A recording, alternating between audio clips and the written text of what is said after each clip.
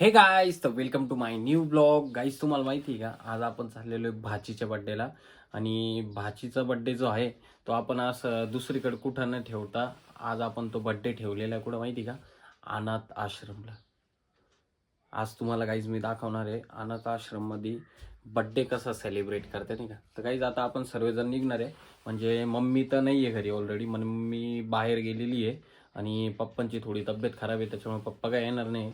मी त्यानंतर आपली बहीण आहे दुसरी दुसरी बहीण, त्यानंतर भाऊ आहे, त्यानंतर काका आणि काकून, ते सर्वजण आहे नाही का. आता फायनली तुमचा भाऊ तर झालेला आहे मस्त रेडी. जाता जाता आपल्याला एका कंपनीत पण जायचं आहे, बट ते तर नाही दाखवणार आहे आपण तुम्हाला. डायरेक्टली आपण अनाथ आश्रमचं दाखवणार आहे, तिथं बड्डे वगैरे कसं सेलिब्रेट करणार आहे, काय सगळं आपल्याला बड्डे तिथं सेलिब्रेट करायचं आहे. आणि त्यानंतर झालं तर आपण बाहेर जेवायला जाणार आहे. तर चला गाईज निघू आता, ऑलरेडी खूप टाइम झालेला आहे, म्हणजे 4:30 वाजलेले आहे संध्याकाळचे. कसं करतो तू भाऊ? भाऊ कसं करतो? हा, सापावानी जीप काढतो आहे ना भाऊ? हा, ठोस. बस बस बस बस बस बस बस मम्मी ओरडली का? लगेच तो रडू बिडू नको आता त्याला. रडू नको. घाबरे. मम्मी गाईस तर फायनली आपण आलेलो आहे आता अनाथ आश्रम मध्ये. हे बघा, हे अनाथ आश्रम आहे, श्रीमती काय कार्ड बालसदन. बापरे, एक नंबर आहे गाईज. तर चला गाईज आता जाऊ, आपल्याला बड्डे सेलिब्रेट करायचं आहे. ऑलरेडी सगळी फॅमिली पुढे गेलेली आहे आणि हा मधला नजारा आहे. आणि आपण जिथं ज्यात आलो बघा, ही बसंती आहे आपली. तर चला जाऊ. हे बघा गाईज, इथं फुल पक्षी वगैरे आहे नाही, दिसले का? हा, कोणते पोपट आहे काय माहिती. Happy birthday to you, happy birthday to you, happy birthday to you, God bless you, God bless you, happy birthday dear Maria, happy birthday to you. आपला जो बड्डे तो सेलिब्रेट झालेला आहे. ॲक्च्युली तिथले जे पोरं मुली वगैरे जे कोणी होते त्यांची व्हिडिओ काढायला अलाउड नव्हतं, तर त्याच्यामुळं आपण फक्त जे बड्डे सेलिब्रेट होतो आहे त्याचीच व्हिडिओ वगैरे घेतली नाही का. आणि आता थोड्या वेळाने आपल्याला पूर्ण अनाथ आश्रम दाखवणार आहे ते मॅडम वगैरे किंवा सर वगैरे जे कोणी असतील ते. तर तुम्हाला ते पण व्हिडिओमध्ये बघायला भेटेल का अनाथ आश्रम नेमकं कसं आहे. ओके, तर चला काही जाऊ आता इथून मध्ये. जिचं कंप्लीट वाचून झालं सोबत स्टेजवर असते त्या पुस्तकाचं नाव फळ्यावर लिहिलं जातं. बाकीचे दिदी बसून असतात आणि तिने जे पुस्तक वाचतं तिला जे काही समजलं त्याचा सारांश दिदीनं सांगते. याच्याने काय होतं, थोडा स्टेज कॉन्फिडन्स त्याचा डेव्हलप होतो आणि हे पुस्तक सगळ्यांना लवकरात लवकर कळेल. त्याला मदतीला देतो, कोडे काढायला असेल, भाजीला फोडणी देणं असेल, शिकणं पण होतं. कारण आपण लग्न वगैरे कधीच इग्नोर करून देतो ना. आपल्या घरी आपल्याला आई असं शिकवलं, आपण तरी स्ट्रेंट करतो.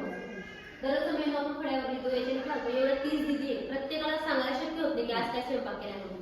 मग ज्यांनी ते वाचलं तिथे मग जाऊ वाचा असं म्हणत त्यांना वाचण्याची पण सवय होते. अक्षर सुधारणा त्या स्वतःच लिहित हा बोर्ड आम्ही लिहिले त्याच लिहितात.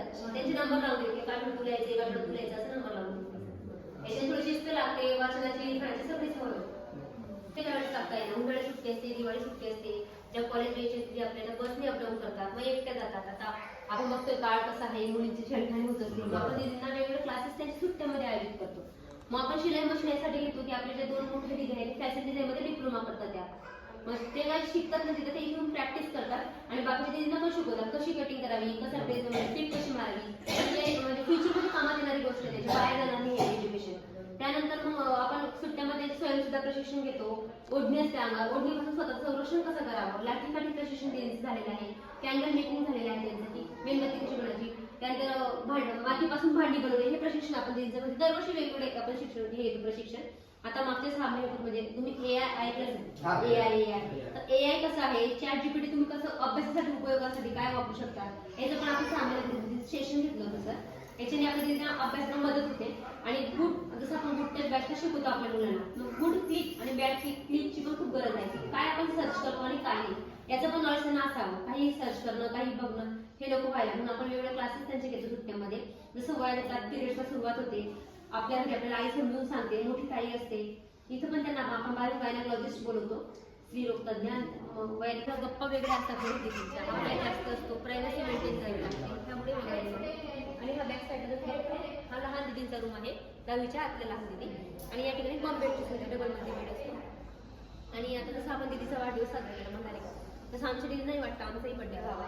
पण कसं असतं काही दीदी अगदी लहान असताना सापडले हवं, म्हणजे मी पोलिसांना आवडतो त्यांना त्यांच्या जन्मतारीख काय म्हणजे कोर्टाला त्यांना जन्मतारीख कुठेच असते. मग आपण काय करतो, सर्व दीदीचा कॉमन बर्थडे सेलिब्रेशन करतो 26 जानेवारीला दुपारी 3 वाजता.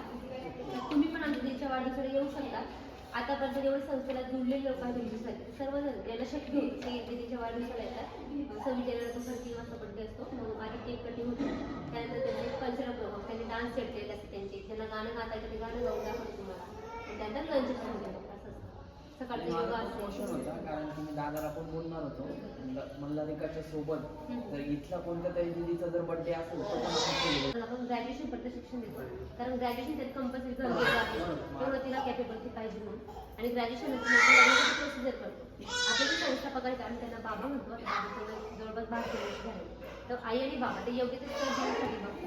आणि बघितलं म्हणजे बघितलं आणि फक्त त्याला असं नसतं, जसं आपण आपल्या घरी बघतो मुलीला पण मुलगा बघतो, मुलीचं आपल्या घरी एज्युकेशन झालं तसं एज्युकेशन मुलाचं पण हवं, कारण विचारसरणी पण बोलायला गरजेचं आहे. त्यानंतर एक कुटुंब तुम्ही म्हणजे एक फॅमिली तुम्ही अनाथ मुलीशी म्हणजे सूनबाईचा बनवता, तुमची खरंच तयारी आहे का? विदाऊट तिला टॉन्ट मारून नसेल, तिला त्रास द्यायचा या गोष्टी करायला लागतात. तुमची शहाणीचं करतो, बाबांसोबत 5-6 लोकांची टीम त्या मुलाच्या घरी जाऊन चौकशी करते, दुरून आपण जातात तसं आपण आपल्या घरी करतो सेम. आणि सगळं ओके असेल डन असेल तर आपण क्रमकून ब्राह्मण बोलवतो आणि तिचं केडवणापासून हळदीचा, लग्नाचा, मेहंदीचा, संगीतचा सर्व कार्यक्रम आपण इथंच करतो. त्यांचं जे आधीचं लग्न केलं त्या पण लग्नाला येतात.